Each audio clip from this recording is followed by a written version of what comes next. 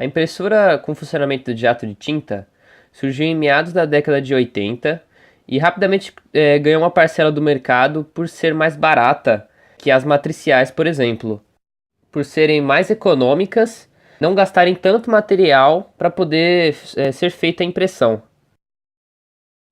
A impressora jato de tinta, como o nome já diz, trabalha espirrando a tinta no papel, só que são gotículas com aproximadamente 3 a 5 picolitros de tamanho, isso nas gotas, né?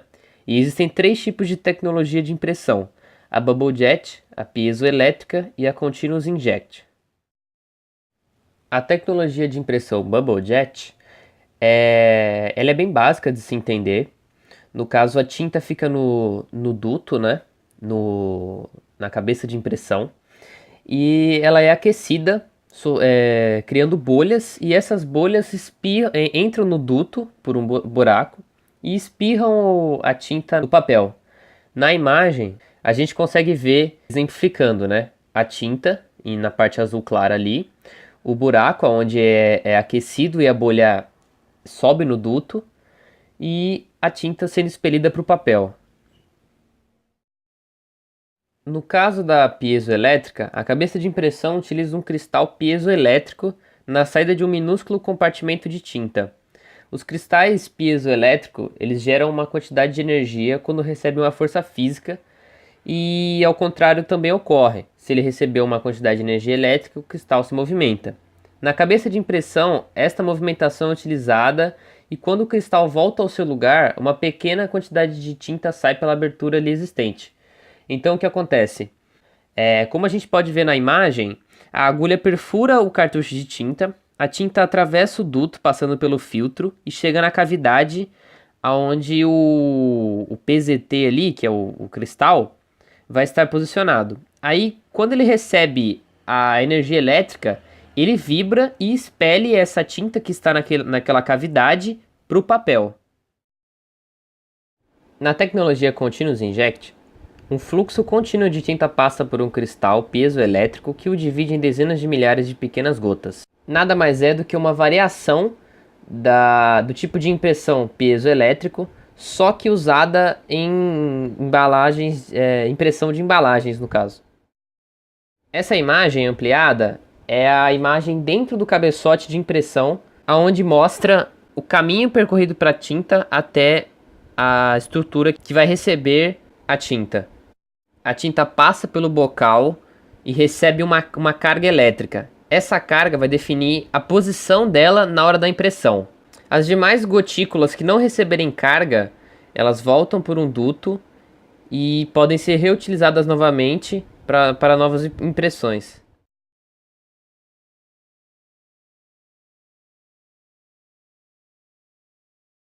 O funcionamento das impressoras a laser baseia-se na criação de um tocador fotossensível, que por meio de um feixe de raio laser cria uma imagem eletrostática de uma página completa, que será impressa, e em seguida é aplicado um tocador, citado acima, um pó ultrafino chamado toner, que adere apenas às zonas sensibilizadas. Os componentes. Em termos técnicos, para facilitar a identificação de problemas, divide-se uma típica impressora laser em 6 blocos que são fonte de alimentação, sistema de tração e transporte de papel, unidade laser, cartucho de toner, cilindro, unidade difusora e sistema de placa de gerenciamento de impressora, conforme a imagem exibida. Sobre o funcionamento. O processo de impressão começa antes mesmo de o papel ser puxado para dentro da impressora.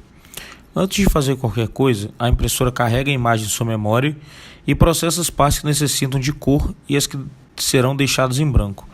Internamente, a impressora carrega um cilindro, fotorreceptor com carga positiva. Detalhe: algumas impressoras trabalham com carga negativa do cilindro. Logo em seguida, o laser da impressora começa a atuar.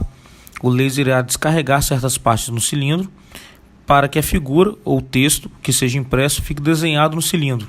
Até o momento não temos nada de tinta, apenas uma imagem eletrostática. Agora o toner começa a atuar, jogando uma pequena película de pó sobre o cilindro.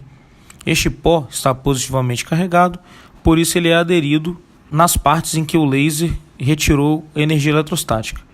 mas não irá grudar nas partes carregadas positivamente. Aqui já temos uma imagem com tinta, porém essa tinta ainda não está no papel, o qual ainda nem saiu da bandeja. Nesse momento, a impressora puxa o papel, que irá passar por baixo do cilindro. Contudo, antes disso, o papel passa por um dispositivo que o carrega negativamente. Aí o cilindro começa a rolar sobre o papel e passará a tinta do toner para o papel. Vale frisar que a esteira e o cilindro possuem a mesma velocidade, fator que permite que a imagem seja impressa com perfeição. Enquanto o papel está recebendo tinta, o cilindro está sendo descarregado.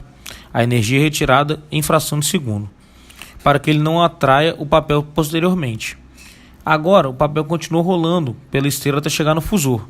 O fusor é a última etapa de impressão, momento em que o pozinho do toner será fixado no papel.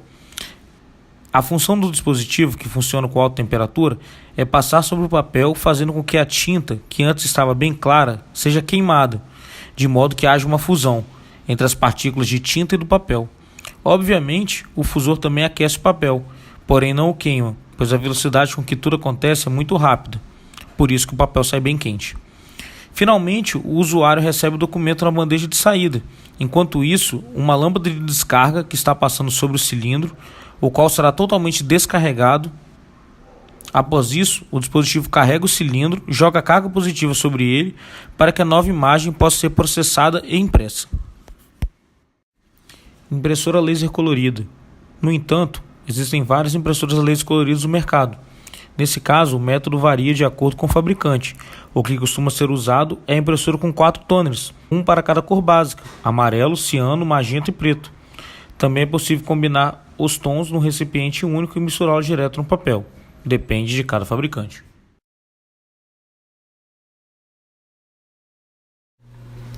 Bom, agora eu vou falar sobre os monitores LCD, LED e OLED.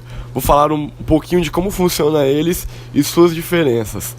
Primeiramente, começando pelo monitor LCD, que é formado por uma tela de cristal líquido iluminada por trás, através de uma lâmpada fluorescente. Ela emite luz branca, iluminando as células de cores primárias, verde, vermelha e azul. As telas de LED têm aparência e funcionamento muito parecido ao do LCD. A principal diferença entre as duas é a lâmpada traseira. Os monitores LED utilizam diodos emissores de luz para iluminar o painel frontal. A imagem que está aparecendo agora, ela representa a camada da tela LCD. Você pode ver todos os seus componentes e nessa seta é de onde a luz vem, que é no caso por trás, a backlight. Já os monitores OLED, eles têm uma boa diferença em relação ao monitor LED, pois eles não usam mais cristais líquidos, eles saem de cena, e no seu lugar são utilizados diodos orgânicos emissores de luz. Eles são capazes de emitir luz por conta própria, o que dispensa a necessidade do backlight, aquela luz traseira que eu havia falado no slide anterior. Não é uma luz iluminando constantemente o painel, cada diodo é acionado individualmente sob demanda, o que ajuda a economizar energia. Diferente dos monitores LED e LCD, que são iluminados constantemente. Como ocorre a transição do sinal para o monitor? O sinal transmitido chega no monitor através de um cabo conector. Ele está ligado em uma placa decodificadora. É uma espécie de placa de vídeo. Ela recebe o sinal, interpreta e envia para a tela em forma de pontos coloridos. Esses pontos coloridos são conhecidos como pixels. Eles são responsáveis por compor um quadro de imagem.